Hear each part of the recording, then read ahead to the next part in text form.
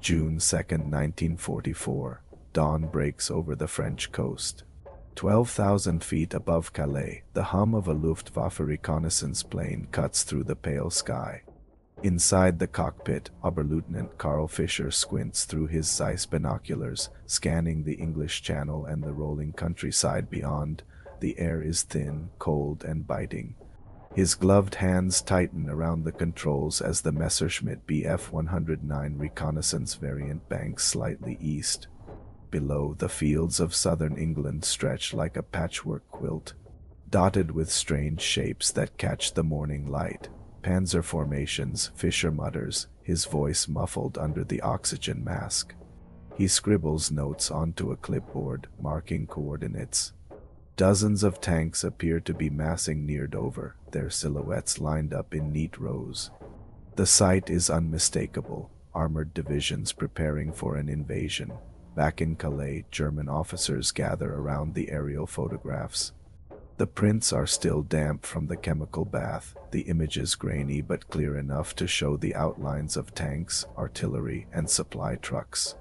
Major Heinrich Kruger leans over the table, a smirk tugging at his lips. British toys, he scoffs, tapping the photo with a cigarette. Look at them. Inflatable, rubber contraptions. They think they can fool us with balloons. Laughter ripples through the room. The officers dismiss the images as crude deception, a desperate attempt to mask Britain's weakness. But outside the walls of that briefing room, the deception is far more elaborate than they realize. The Allies are orchestrating a performance and illusion so convincing it will reshape the battlefield. The toy tanks are only the beginning, the German officers laugh. But the stage is already set for their downfall. Southern England. June 1944. The fields near Dover hum with activity, but not the kind the Germans imagine. Soldiers of the 23rd Headquarters Special Troops, better known as the Ghost Army, move quietly under canvas tarps, inflating rubber tanks with air compressors. The hiss of valves and the creak of rubber echo across the hedgerows. Each inflatable Sherman weighs barely 90 pounds, yet from the air they look like 30-ton armored beasts. Trucks painted with false insignia roll into position, while engineers stretch camouflage nets to mimic supply depots. Even the tracks in the dirt are carefully staged, pressed by tractors to resemble tank treads. Nearby, radio operators sit inside tents, tapping out streams of fake chatter. Division moving east. Request fuel convoy. Artillery repositioning. The signals are designed to be intercepted. Feeding German intelligence with a steady diet of lies.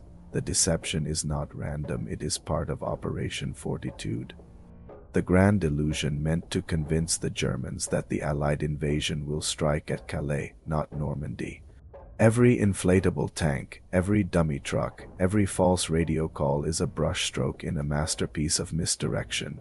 And yet, in German headquarters, officers still laugh. They believe the Allies are wasting time with toys.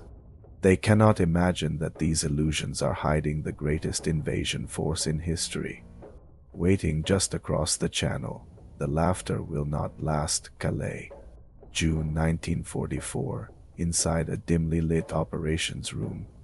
Cigarette smoke curls above the heads of German officers as they pore over reconnaissance reports.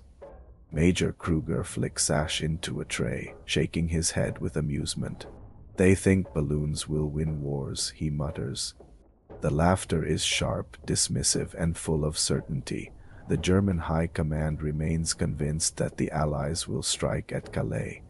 Every photograph of inflatable tanks, every intercepted radio message, every staged convoy reinforces their belief. To them, the deception is proof of Allied desperation, not strength. Meanwhile, across the channel, Allied planners watch with quiet satisfaction. General Omar Bradley and his staff receive intelligence confirming that German divisions remain concentrated near Calais. The deception is working. The laughter of German officers is not a threat, it is a signal that the illusion has taken root. In the fields of Kent, soldiers continue their strange theater. Inflatable tanks are shifted daily to mimic troop movements. Trucks drive in circles to leave fresh tire marks. Even fake artillery pieces are positioned to cast convincing shadows at dusk.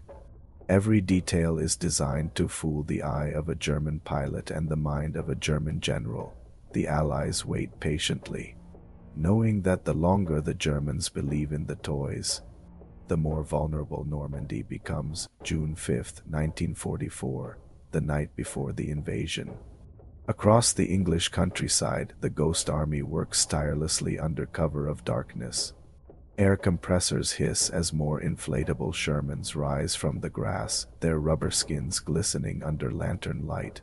Soldiers drag canvas artillery into position, while trucks rumble in endless loops to carve fresh tracks into the soil.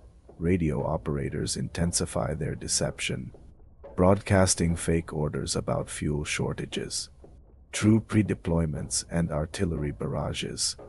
German listening posts intercept the chatter, convinced they are hearing the heartbeat of an army preparing to strike Calais. Meanwhile, German reconnaissance pilots continue their flights.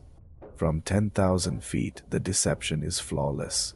Shadows fall across the fields in perfect alignment. Tanks cast silhouettes that look heavy and real, and supply depots appear stocked with crates and fuel drums.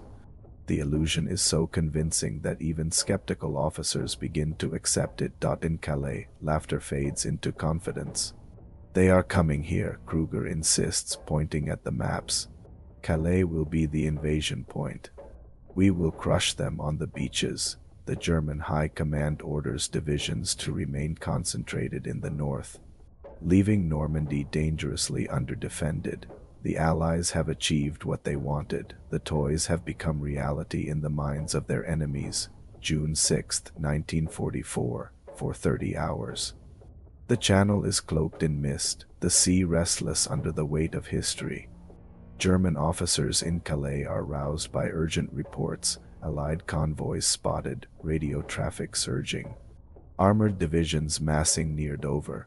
The photographs confirm what they already believe: the invasion is coming to Calais. Major Kruger lights another cigarette, his confidence unshaken. "Hold the line. Normandy is a diversion," he insists. His words ripple through the command staff, reinforcing the illusion. Divisions remain locked in place, panzer reserves unmoved, artillery pointed north. But across the Channel, the real invasion force is already underway. Thousands of ships churn toward Normandy, their decks crowded with soldiers, tanks, and supplies. The inflatable army near Dover sits silently, its rubber skins glistening with dew, while the true steel and firepower sails toward the beaches of France. As dawn breaks, German officers laugh no more. Reports flood in: Normandy is under attack. Confusion spreads like wildfire. "Impossible," Kruger mutters, staring at the maps. "The toys. They were real to us. The deception has worked." The laughter has turned to disbelief, and the German High Command realizes too late that Britain's toy tanks have outplayed them. Morning. June 6, 1944. Reports pour into German headquarters like a flood. Normandy is under siege. Allied paratroopers have landed inland, bridges are being seized, and the beaches are crawling with tanks and infantry. The officers who laughed at Britain's toy tanks now sit in stunned silence, their cigarettes burning down to ash. Major Kruger slams his fist against the table. "This cannot be. The invasion was meant for Calais." His voice trembles, not with anger but disbelief. The photographs, the radio chatter, the endless reports of armored divisions near Dover, all of it had seemed so convincing. Yet the truth is undeniable. The Allies have struck where Germany was weakest. Across the Channel, the Ghost Army's inflatable tanks remain untouched, their rubber skins sagging in the morning sun. They have served their purpose. By holding German divisions in Calais, they bought precious hours that allowed Allied troops to storm Normandy with reduced resistance. The laughter of German officers has turned into silence, then into dread. They realize they have been outplayed not by steel or firepower, but by shadows, illusions, and the cunning of an enemy who understood the psychology of war. The toys were never toys.